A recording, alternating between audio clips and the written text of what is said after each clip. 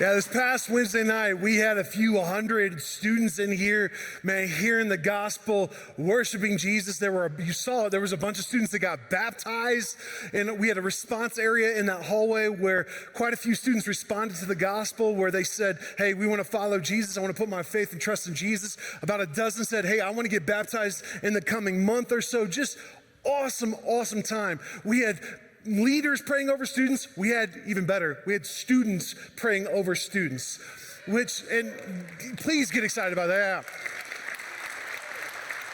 My favorite part of the whole thing, though, was, get this. So we had this big after party after worship and teaching. So out in the parking lot, there was all kinds of food that was completely gluten-free and healthy. Of course not. We're not lame. We're going to have unhealthy food for students. I'm sorry, I just said that if you're going to get upset with me as a parent. Anyway, we had awesome food out there. We had games, and Trey was up here getting ready to dismiss that. Trey said, hey, do you guys want to go outside for the after party, or do you want to stay in here and worship? You know what they said? We want to stay and worship. So that we just ran it back. Tommy and the team just got back up here. They started worshiping again, and they said, we want to keep going. That's just awesome. Something's happening with students. One night, we call it one night. We do it once a semester, so twice a year, because we believe as a church that it takes one night to introduce a student to Jesus. One invitation on one night could change one life for all of eternity, and that's what happens every time we do this. But one night doesn't happen just once a semester. It happens every single Wednesday night in our student ministry, and then again here on Sunday mornings with students. So if you are a student and you don't go to Wednesday night, man, go. And if you are a parent of a student, make sure your students are here on Wednesday nights. It is fantastic. I love what's going on in our student ministry because, first, I'm a dad whose kids are all in and they love it, and I see how it's transforming their life. And two, as one of the pastors here, man, students are hungry for Jesus right now. They are hungry for truth. They want what's real. I have so much hope in Gen Z and Gen A. I think incredible things are going to come out of this generation. Students are a force right now in our church, and they will be a force as they lead the church forward over the next few decades. There's a fire that's happening with our students and really with our young adults, that 20 to 30 something age group too. There's a fire there right now. So you know what we should do with that fire? Throw some gasoline on it. Now's the time to invest in them because timing is everything. We've all experienced this, and I don't think this is an overstatement. We've all experienced how timing affects everything. Let's just think about this. What if you timed it so that you hit every single green light on your way to work? And the moment you happened to get on I-25, people just miraculously moved over. It was like Moses parting the Red Sea, and you just cruised your way to work. Your timing saved you 25 minutes. Me, however, I have the spiritual gift of being able to hit every single red light wherever I'm going. And the moment I get on I-25, I always get stuck behind the dude that's camping in the left lane. My timing always costs me 25 minutes. Or how about relationships? I think about the timing with relationships. This hits me personally. My wife and I do not know when we actually met. That sounds bad at first, but it's because we would have been 5 or 6 years old when we actually met. So all of our memories just include us always being there. Now in high school, Kelly desperately wanted to date me.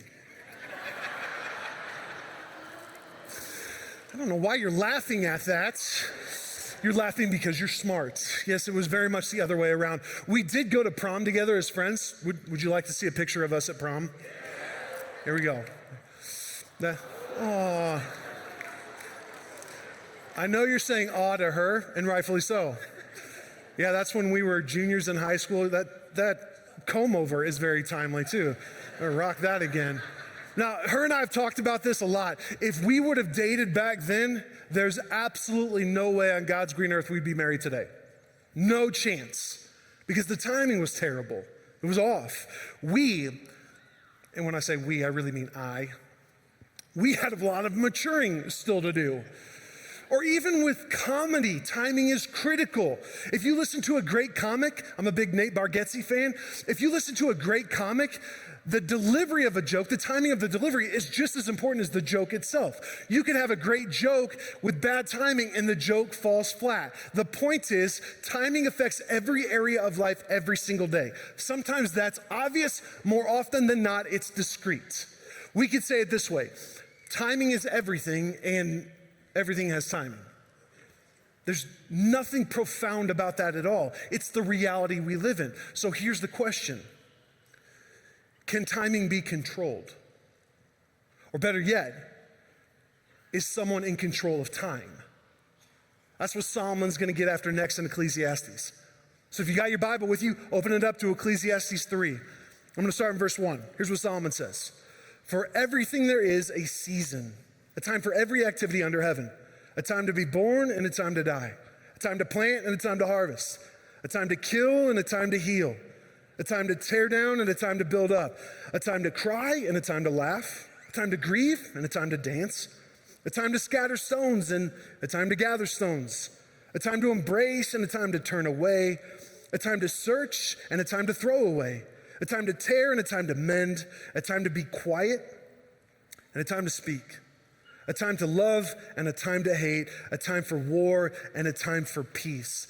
That's probably how Solomon got 700 wives. He's just spitting out poetry like that. He's that guy. Now the poem that he just read, or that he just wrote, and you've probably heard that in different places. There are multiple songs, that's the lyrics for the songs. The poem that he just wrote, it's meant to clarify reality. He covered the entire spectrum of the human experience, birth to death, war and peace, and everything in between. We know, even though a lot of the time we don't act like it, we know that this world is bound by time. There is a beginning and an end for everything, including you and I. To ignore that time is running out, that everything is on the clock, to ignore that is to live like a fool. Wise living can start when we recognize what Solomon is saying here. Instead of just ignoring that the clock is running, learn right now that everything has a time. There is a season for everything. Your most valuable resource is your time. You cannot add to it, and you cannot get any of it back that's already been spent. All you can do is maximize the time that you have in the moments. That's it. Now, every other resource that you have in your life, whether it's your finances or your health, whatever other resource you have, you can measure that resource. You cannot do that with your time because you don't know how much you have. You can't measure it. All you can do is live wisely to maximize it right now so that you don't miss out. Now, if you look at your time, if you compare it to your money, you probably have a financial advisor to give you wisdom. I give you wisdom on how to maximize your financial resources. Or you might have a trainer or a coach in your gym to help you maximize your health and your strength training. That's wise. But do you ever look for the kind of wisdom that would help you invest, spend, and maximize your most valuable resource? That's what Solomon's going to get after next in Ecclesiastes 3. It's wisdom for time.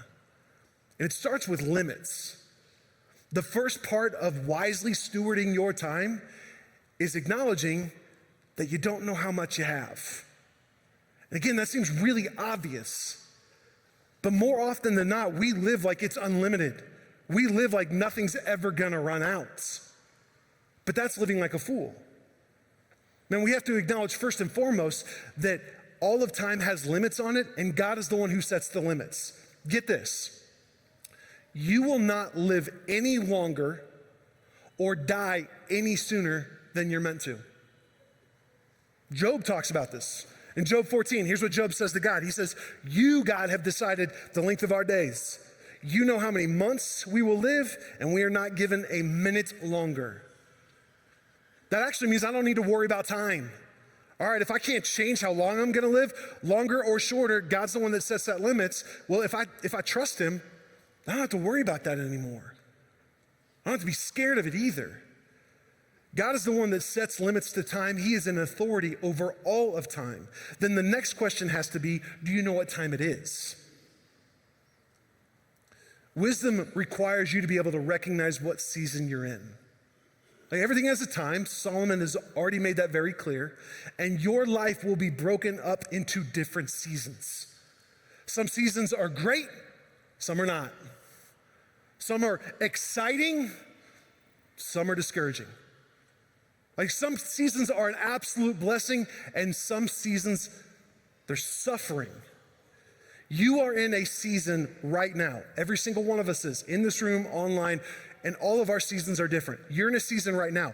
Do you know what season that you're in? Do you know what kind of season you're in right now? Wisdom requires you to recognize that, because if you understand and you see what you're in, then you can live well in the moment, you can be present, and you won't run away from the moment or squander it. You can live well and maximize it right now. And whatever season you're in, some of you are in a great spot right now. Man, you're just killing it at life. Things are great. And some of you, it's rough right now. You're going through it. And life is not good at the moment for whatever reason. Whatever season you're in right now, let me just say this. Ride the roller coaster. Here's what I mean. Every roller coaster has huge hills and big drops, right?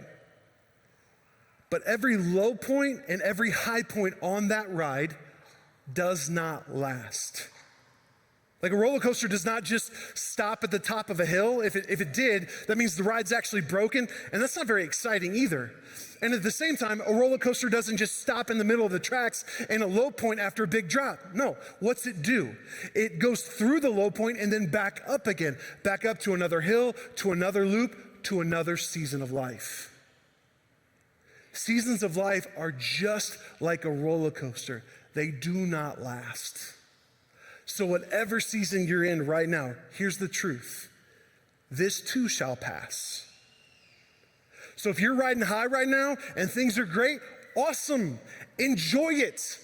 But don't try to white knuckle it and hope that it never goes away. That's like you trying to stop the roller coaster at the top of the tracks. Don't do that. Just enjoy it while you can.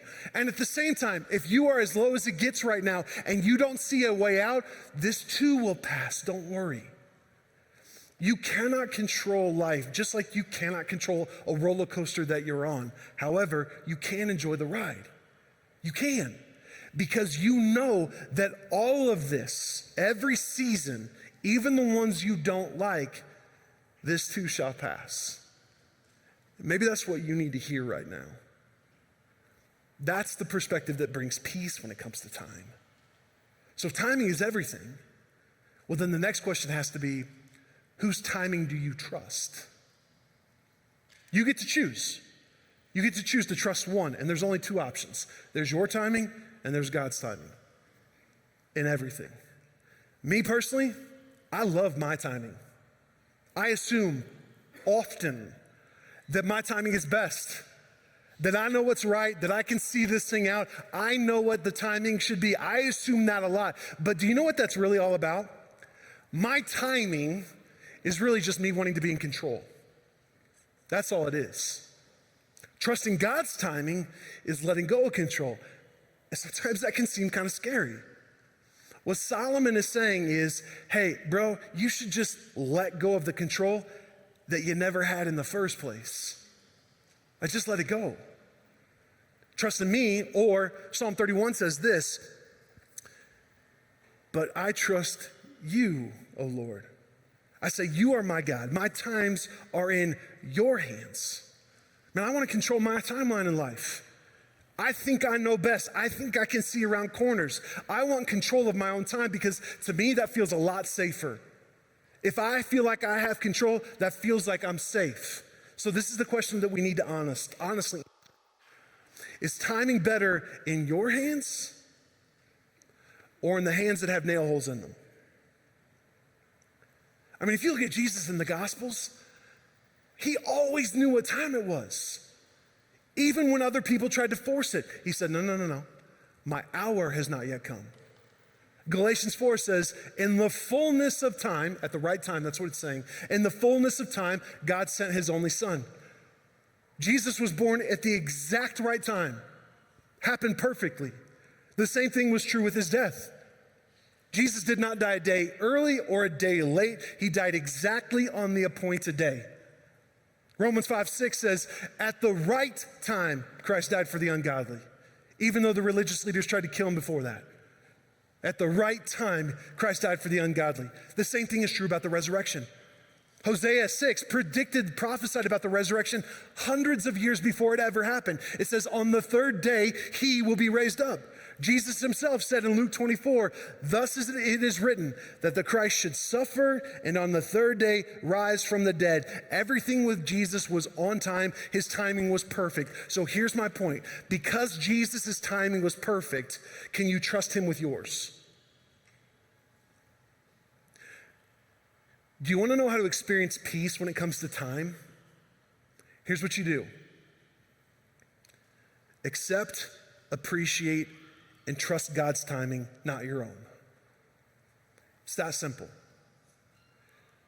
But it's easier said than done. It's a lot easier said than done. Don't doubt or resent God's. His timing is perfect. And don't try to force it either. Anytime you try to force God's timing, it always ends up with something that you probably don't want. So just be real with yourself right now. Is there something that you're just trying to force the timing on? I have made that mistake way too many times. That I try to force God's timing, that I try to make his timing line up with mine. Please learn from my mistakes and don't do that. You cannot force God's timing, and you don't want to. Every time I've learned the hard way that my timing is so inferior to his, and I finally let go of the control I think I have, and I trust his timing, every single time, this is not hyperbole, 100% of the time, his was perfect, and it was better all along. If I just would have trusted him in the first place, I would have saved myself a huge headache. But sometimes I like to learn things the hard way. Don't try to force God's timing. Paul keeps going in verse 9. He says this, what do people really get for all of their hard work? I've seen the burden that God has placed on all of us. Yet God has made everything beautiful in its own time. He has planted eternity into the human heart. But even so, people cannot see the whole scope of God's work from beginning to end. So I concluded that there is nothing better than to be happy and enjoy ourselves as long as we can. And people should eat and drink and enjoy the fruits of their labor. These are gifts from God. Something that you and I have to remember is that God is not bound by time like we are. He's outside of it.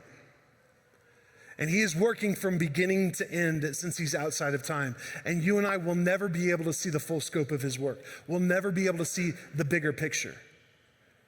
That actually should be relieving to us. I mean, just think about being parents. If you're a parent, the things we say to our kids, the rules that we have, the ways that we try to bless them, the discipline we choose, all of that is influenced by the bigger picture that we can see as parents that our kids cannot see yet. I mean, Kelly and I do this. Everything that we do is to try to help our kids thrive, not just right now, but for the rest of their lives. We can see a bigger picture that they cannot quite yet. We want them to thrive now and for eternity. And that's really what parenting is. Parenting is raising the three people that Kelly and I cannot live without. It's raising them so they can live without us. And that's hard. But we want that for them, and it's influenced by the bigger picture. We talk about this with our kids, and we hope that they trust us, that we can see some things that they can't see yet. And Solomon would say those kids are wise if they accept the fact that they have limited access to the big picture and they should trust their parents. If that's true with parents and kids, how much more true is that with us and God? I mean, how much more true? The only way you're ever going to be able to trust God's timing, the only way,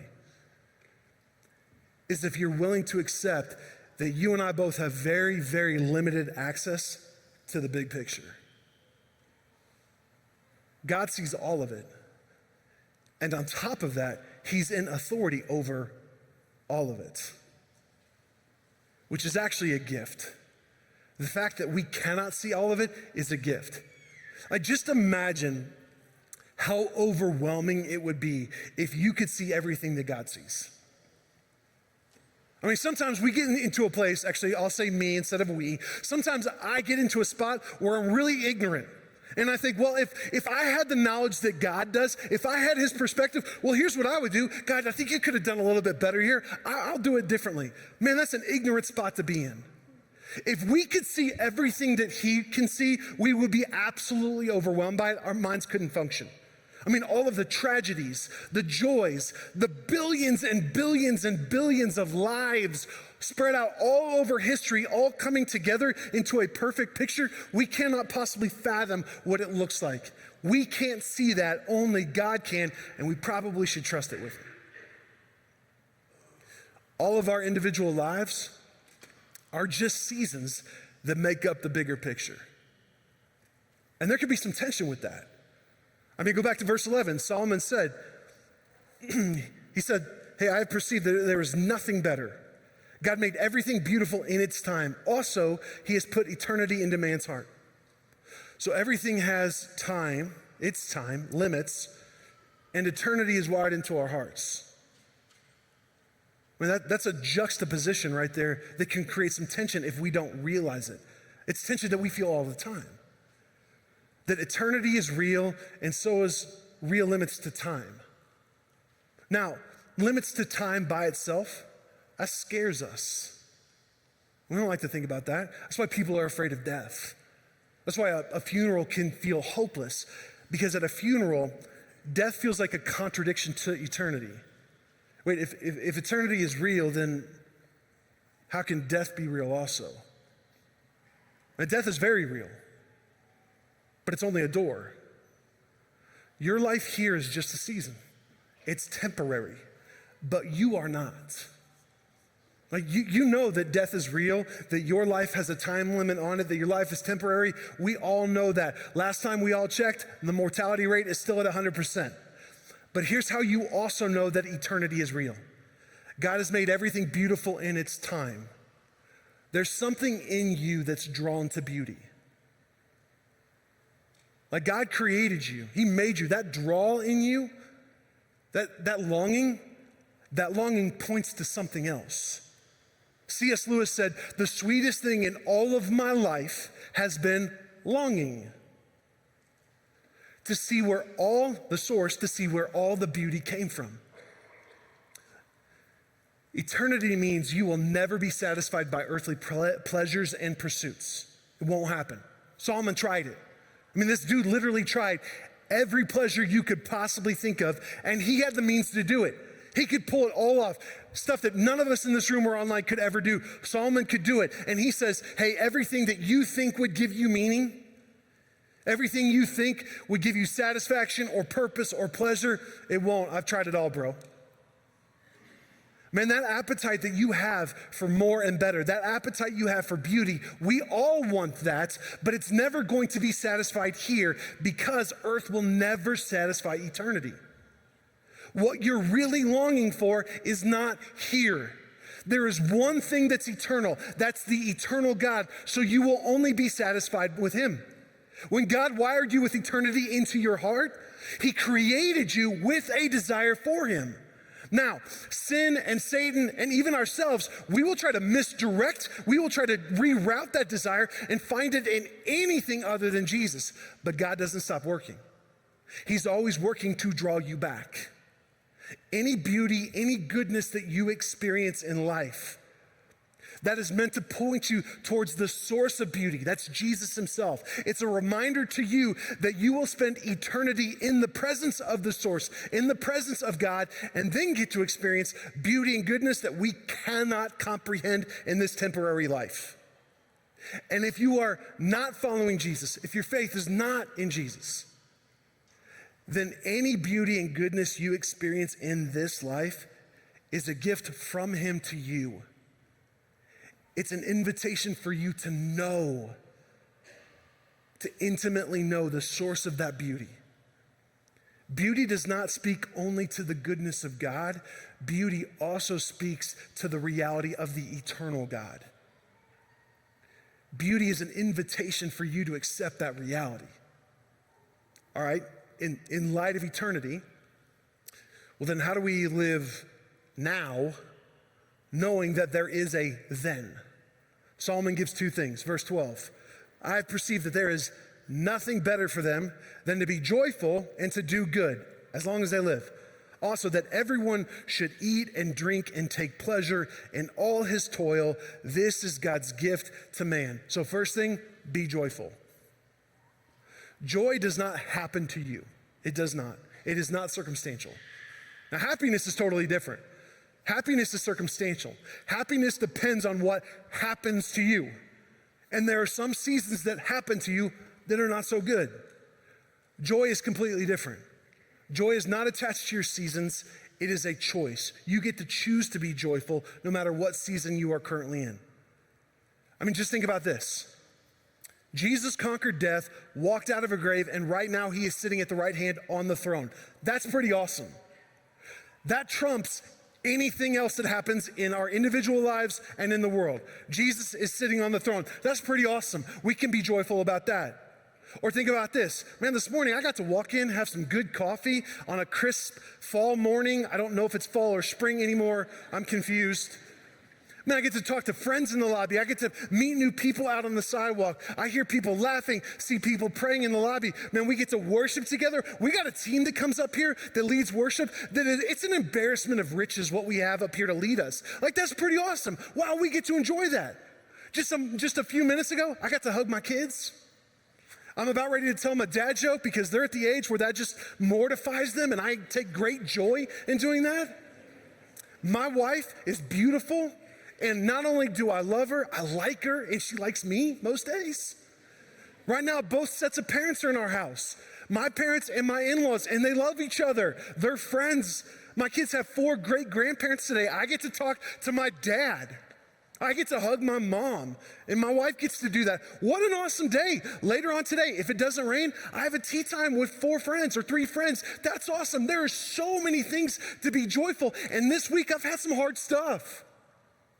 No matter what you're going through, if you're locked on Jesus, if we remember the time is limited, the death is coming, then the little things in life start popping out every single day, and you get to choose, man, I want to enjoy this.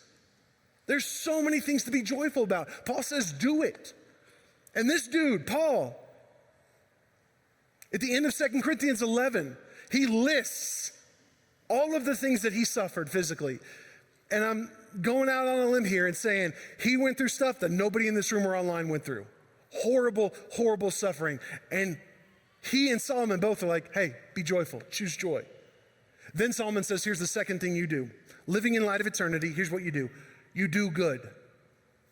Okay, cool. What's that mean? Ephesians 2:8, here's what Paul says. For by grace you have been saved through faith. This is an iconic verse. And this is not of your own doing. It's a gift from God, not a result of works, so that no one may boast. For we are his workmanship, created in Christ Jesus for good works, which God prepared beforehand that we should walk in them. You are created for and called to good works. Our response of gratitude towards the gospel is good works. You are not saved by good works at all. You're not good enough to do that. No, our response to being saved is good works. If we really have saving faith in Jesus, we will obey, follow him in faith, and do good works. That's what we do as Christians. That's what Paul is saying. You were created specifically for good works. Spreading the kingdom, building Jesus' church, making disciples. Speak, serve, act like Jesus. Be generous, love like Jesus. You were created specifically for good works. Actually, a better way to say it is, there are good works that have been specifically created for you. And if you're asking, well, Matt, what are those? I don't know. I don't know what they are for you. The only way you're going to know what they are is if you get close enough to Jesus to hear him whispering them to you. If you're following him in faith and obedience, you're going to know exactly what good works were created specifically for you. Then Paul wraps it up this way in Ephesians 5. He says, look carefully then how you walk, how you live. Be careful. Not as unwise, but wise, making the best use of your time because the days are evil. Therefore, do not be foolish, but understand what the will of the Lord is. Do we know what time it is? I mean, right now, there's a lot of evil in the world. That's not new at all. We hit on that in week 1. But the days are dark right now. And we need to have wisdom to be able to recognize what's really going on. Not based on what you see on social media, not based on conversations you have with other people, not based on what you see on the news, and certainly not based on your own feelings. The only way to have wisdom to recognize what's really going on right now is if you have a biblical worldview. Biblical literacy and a biblical worldview are absolutely critical for Christians, especially right now. Like, I feel that burden as your pastor to always be helping you have a biblical worldview, biblical literacy, so you understand what God's word says, you delight in it, and you obey it, you follow it. Man, that's needed right now because you are offered all kinds of worldviews constantly. But the only way to experience wise living will only happen with living that's led by the word of God. That's it. 1 Chronicles 12 says, the men of Issachar, they understood the times and they knew what Israel ought to do. I pray that for myself all the time. I pray that for my family. I pray that for our church. God, help us understand the times that we're in right now so that we would know what LifeBridge ought to do, because right now is our time. Every generation has its time. And I'm not talking about boomers or Gen X or millennials or Gen Z or Gen A, all of us that are drawing breath right now. This is the church, multi-generational. All of us, this is our generation for good works right now. God has assigned every generation in human history good works to do. Some have squandered it, some have done really well. Now is our time. Will we squander it or will we do well? Don't wish or fantasize about being a part of a different generation or things in the past. You are here and you are now. That is not by accident. And what a privilege it is to do great things for the kingdom. What a privilege it is to follow the Holy Spirit, be empowered by the Holy Spirit to do great works so that Jesus' name is made famous right now when things are really dark and evil. Don't be discouraged by how messy and dark it is out there. In fact, it should be the opposite. Be encouraged. Matt, are you crazy? Did you drink some weird coffee? No, here's what I mean. The darker and messier it gets out there, all that means for us, do you know what that means for us? More opportunity. Anybody can lead and serve and do good works when things are easy. It takes men of God and women of God that have backbones, conviction, humility, compassion, and drive forward where we take the mission of Jesus seriously. It takes men and women like that when things are dark. I want that. Guys, every single one of you have pictured yourselves with your faces painted blue, wearing a kilt. Okay, you just got the reference. Now's our time. And how awesome is it? How awesome is it to know that God sees the big picture, that He is working from beginning to end, and we absolutely can trust His timing. Our good works right now that our generation's been called to, that this church has been called to, started in 1891. Here we are at 2026. Our good works right now will win NoCo for Christ. That's our vision as a church. We started Burn the Ships almost 2 years ago. Our initiative launching our vision as a church to win NoCo, win Northern Colorado for Christ. And that's happening. I love it when you come up and tell me a story or send me an email about, hey, Matt, this happened. Like, we are winning right now. So many of you are saying that to me and you don't even realize. I feel like it's a collected effort. Maybe you got together and didn't tell me this just to make me feel good, but I don't think you're doing that. I think it's authentic, which is awesome. We want to win NoCo for Christ. This is the geographic area that we've been called to. When people ask me from out of town, hey, where's LifeBridge at? I'll say our campus is in Longmont. Our church is in Northern Colorado because we're all over the place. Our campus right now is in Longmont. Maybe God wills it later on. We have multiple campuses in NoCo, but right now we're here. And part of Burn the Ships is, hey, strategically, we need to take care of this building. It's 35 years old and it's been well used. So we've been sacrificially giving for 2 years so we can renovate this building. And I've got more updates on that coming, but here's where we're at right now. We are still in the permitting process with Boulder County. God's timing. Thank you. No, actually, the process is going well. We've got a killer team that's a part of that. The process is going well. I'm not going to throw out a date because that will come back and bite me, but we're getting close. Once we get final permitting, then we can start bidding out final costs, and then we can value engineer, and then we can start the construction timetable, which takes a while, but we're getting close. As we finish out Burn the Ships, let's continue to push hard with our generosity. And when we finally have the permits, whatever we have we've given, that we've collected, man, we're gonna go as far and as fast as we take us as a church. I've talked to you about that from the beginning. We'll do as much of the renovation as we can right away. I'm excited about that. But here's what I want you to add to here's the date I will give you. May 13th at 7 o'clock. It's a Wednesday night. We're having a worship night in here. We're gonna get after it and worship. Like the coolest thing that's happened over the last 2 years are stories of transformation.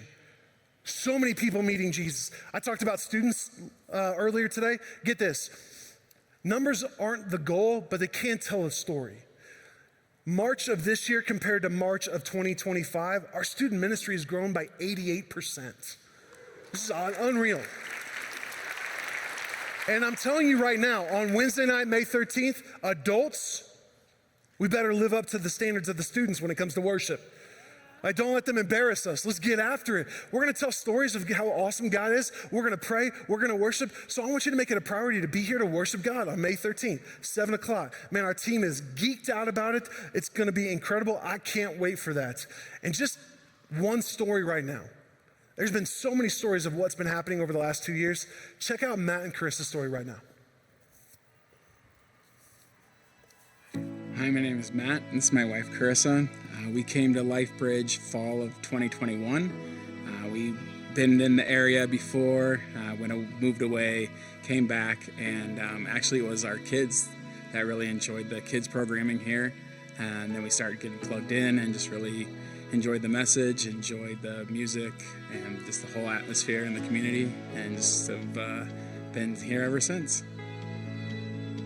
I just really love the community at LifeBridge, and I just love to see our kids, the way that they have grown and thrived at this church and made connections and grown spiritually, and they've both been baptized here, and so it just holds a special place in my heart. Tithing and giving back to the Lord has always been something, even before we got married, we spoke about and prayed about, and it's always been at the forefront of our worship, but specifically to Northern Colorado, we both went to UNC, so it has a special place in our heart. So just to remember kind of the time and the place where we were then, and knowing, having more influence over that and winning those people for Christ, just for me really was kind of one of the driving forces to make me want to kind of jump full in on the Burn the Ships initiative. Yeah, I think for me as well, just thinking about Burn the Ships, it's sad the state the world is in now. I feel like there's so many people who are not connecting with the Lord or just have never been in church, but you can see that people really need that in their lives. And so I think for us, we were already regularly giving, but we talked about how we could step that up, because we know that every dollar that we give is going towards increasing the resources that are available to people to help them connect with Christ and lead more meaningful lives. So Advanced Commitment Night, we pretty much had a number set of what we wanted to give. And then when we came in, it was just really convicting to see everybody worshiping together. And we, I think separately, but we sort of talked about it afterwards, felt called to kind of push ourselves to get a little bit uncomfortable. We talked about that on Advanced Commitment Night, and so we were able to, increase our giving. You could feel the Spirit moving, and for me especially, kind of knowing, okay, is this money going to do more sitting in a bank account somewhere, or giving to the church and giving to God's purpose? And so at the end of the night, I think we both said, hey, yeah, let's jump in and do this, because just you never know what that outcome is. So really kind of investing in that future and in God's people. I think For me, what excites me about LifeBridge is seeing the youth. I think it's so cool on Sunday mornings to really see the halls filled with little kids, to see the middle and high school kids, coming to church, participating in church, making friendships, because they really are like the future of Northern Colorado and really the world. And I think that is where we really need to grow. And so just seeing the youth here have their hearts filled with Christ is really cool to see. And I hope that continues. So to encourage either, people that are giving or new givers is really just step out in that faith, right? Like the Holy Spirit is real. He's there. He's moving in Northern Colorado. He's moving in LifeBridge, and just step out in that faith and really be open to what God can do. And I love the song that we sing that says, who am I to say that you can't do miracles, right? So we just don't know like what could happen. Personally, I'm excited for that, and so I would just encourage other people to either continue on in that race and that push, or to jump in and get on board, because I think some exciting things are coming around the corner.